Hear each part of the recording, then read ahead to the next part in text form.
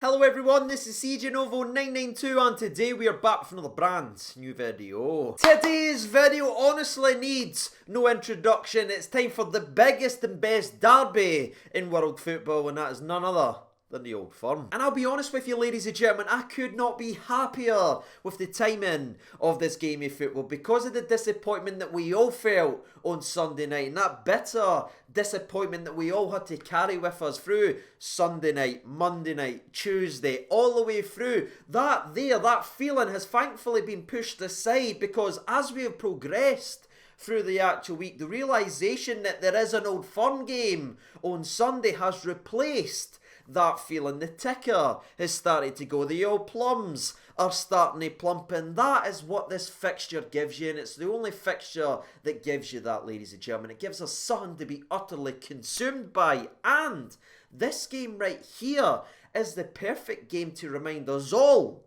of what we've achieved this season. Because unbelievably, there is people out there trying to downplay what we have achieved this season, trying to say this about it, trying to say this about it, trying to take away from what we've achieved this season. But don't worry, ladies and gentlemen, I'm here to remind you what we really have achieved this season, because on Sunday we go into the last Old Firm of the season as league champions for the 55th time, by the way, versus second place Celtic, who are currently 20 points behind us in the frickin' league. And that usually gives us the perfect transition into the old oppositional preview, where we would normally break down how Celtic are playing. What's their form like coming into this game? Who's performing well for them? How are Celtic going about their business? That's normally what we would do for these types of preview videos, but I don't think any of that is really needed in today's video because we've played Celtic now twice over the last 6 games. We all know how they go about their business. We all know how they play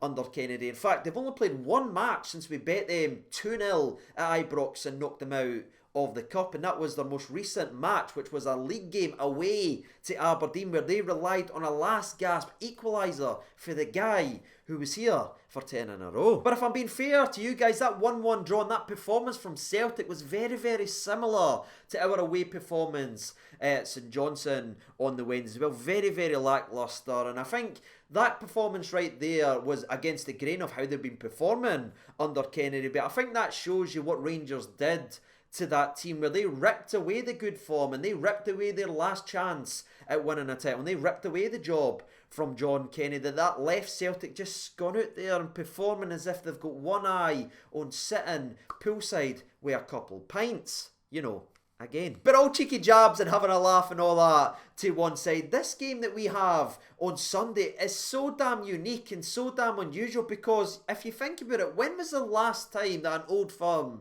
came around where both sides were playing as poorly as they currently are? None of them's coming into this game on a winning run or a winning or streak at all, and I don't know when was the last time I can remember that. But do I think the fact that both teams aren't at their best, do I think any of that is going to negatively affect this game and make it another lacklustre affair or anything like that? Not a chance, ladies and gentlemen. I think it's going to go the exact opposite. I think this game right here is going to be nothing short of an absolute war, and I do actually think it might be one of the most high tempo games that we've seen all season, because this is it now for both sides of the Old Firm. This is it. It's just going to go out there and leave absolutely everything on the park and truly empty the tank. And that's me kind of done and dusty with the old oppositional preview, or whatever you want to call this oppositional update. This Celtic side, whether we want to admit it or not, do have good players. They do have some very good attacking players, and they are a dangerous team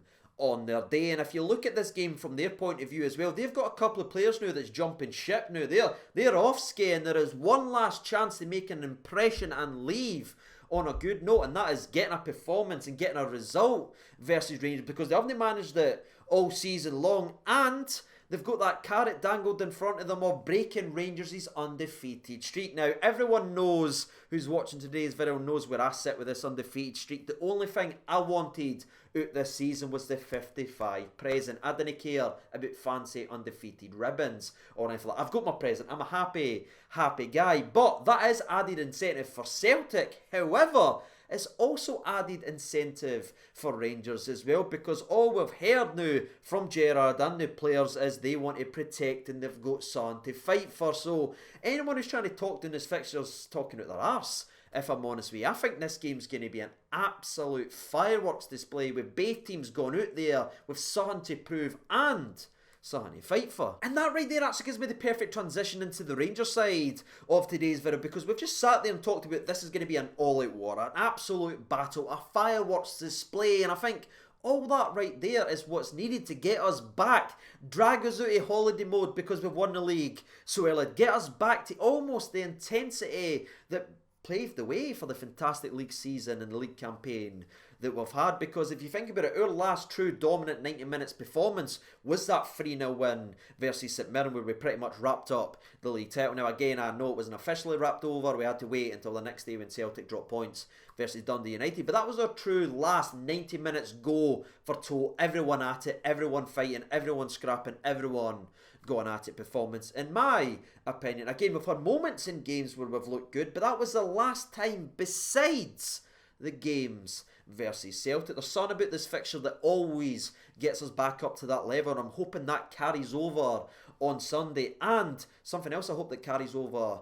on Sunday is the way we've always been able to bounce back from disappointments all season long. Because listen, I know we're all feeling sorry for ourselves and we all wanted to win that cup, especially after knocking out Celtic and we could see the deadline. I know that hurts and it does feel like crap, but let's put it into perspective, ladies and gentlemen. We have lost 2 domestic games all season, one of them being in the cup versus St Mirren, where again we only had one centre back on and we conceded from a late corner kick because we didn't get Hollander on the park, and the other one was once again where another centre back gets injured. We end up conceding a goal from a goalkeeper, not losing in that game but eventually losing on a penalty shoot. It's not exactly disaster stations and something we should be laughed at and mocked at. I mean, we've played, what, 53 games this season? We've lost literally 3 in all competitions since the start. That's brilliant, ladies and gentlemen. Let's not throw the toys out the pram. Yes, disappointment, but again, that's motivation for these players now to not only finish the season strongly, but something to work on and improve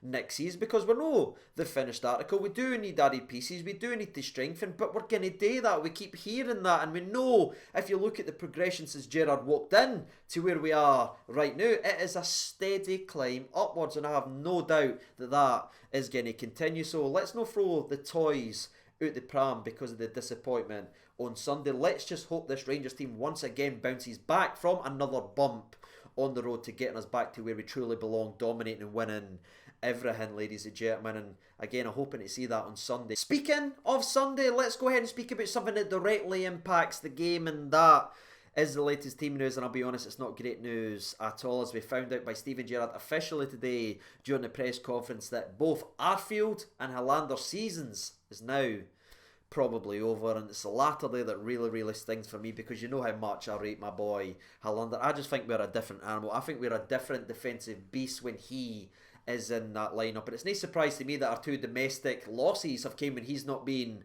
on the park. And I'm not saying that, oh, he'd have changed everything drastically. I'm just saying you can look into that and see, because that man is so alert defensively that he's a phenomenal player. And when you take someone so defensively attuned as that with the team, you're always going to have little moments, and unfortunately we're going to have little moments now until the end of the season, because I doubt we'll see him or Arfield again. So that means that they join Ryan Jack, our boy Katic, Calvin Bassey, Nathan Patterson and Zungu for all players that we won't see again this season. And it's funny that, because you read everywhere and you see how lucky Rangers have been with injuries and everything like that, and oh, they never get anybody hurt or anybody out.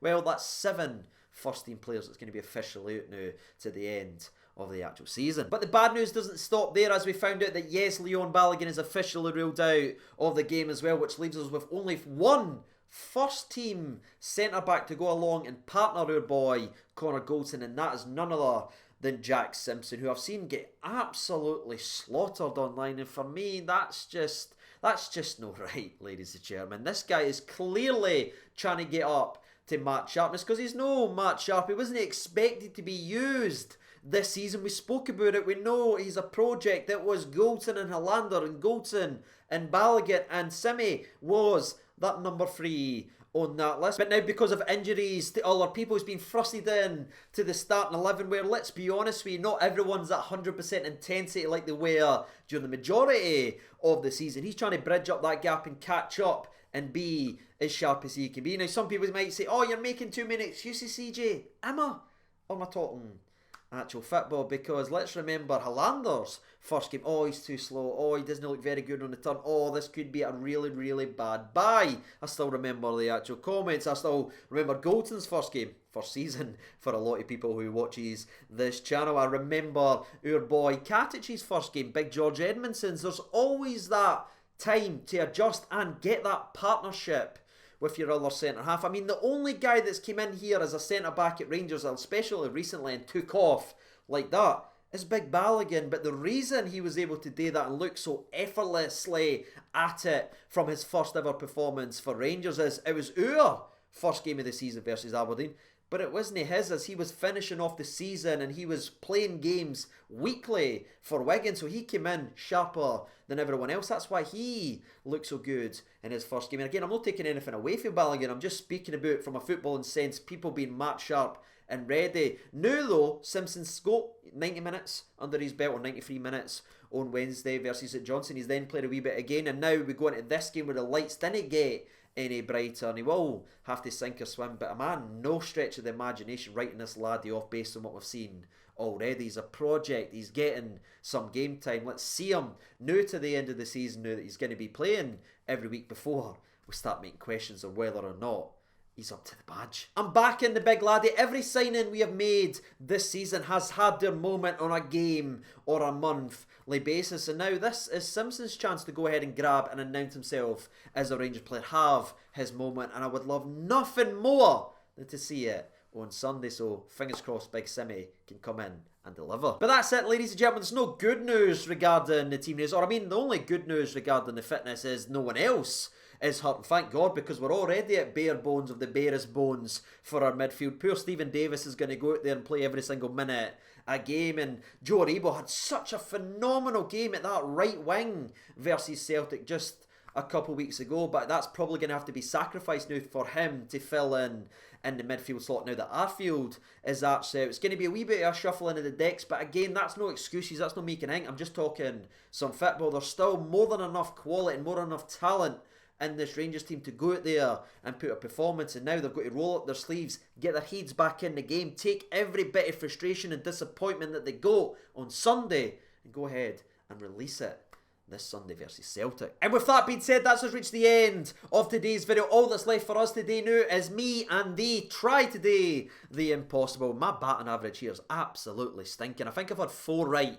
all season, like 50 odd games. I don't want to talk about it, ladies and gentlemen, but get involved down there in the comment section below. What you thinking going in to this game of football? What is your prediction for the actual scoreline? While you're sharing your thoughts and opinions, hopefully down there in the comment section below, I will let you know mine very, very briefly. I'm expecting absolute fireworks. I'm expecting breathless football. I'm expecting both teams to go for it. I'm expecting both teams to have moments in the game. But I do think we'll come out on top, because that is what's been happening recently. So I'm going to go with none other than a cheeky channel favourite, Rangers 2, Celtic 1. My goal scorers are none other than Alfredo Morelos. And from a set piece, I'm going for it, Simpson with a big boy header. And that's it, ladies and gentlemen, boys and girls. Hopefully you've enjoyed today's video enough to be hitting a like button, sharing your opinions down below. And again, if you are new around here, or even if you're a regular viewer who enjoys the content, please consider hitting that subscribe button. Again, we've kind of hit a standstill right now in trying to challenge this 49k, so any help would be greatly appreciated as we try and bridge that gap to 50k. But until then, ladies and gentlemen, I'll see you on Sunday night, hopefully with a massive smile on my face. Take care of yourselves, all the best, and bye.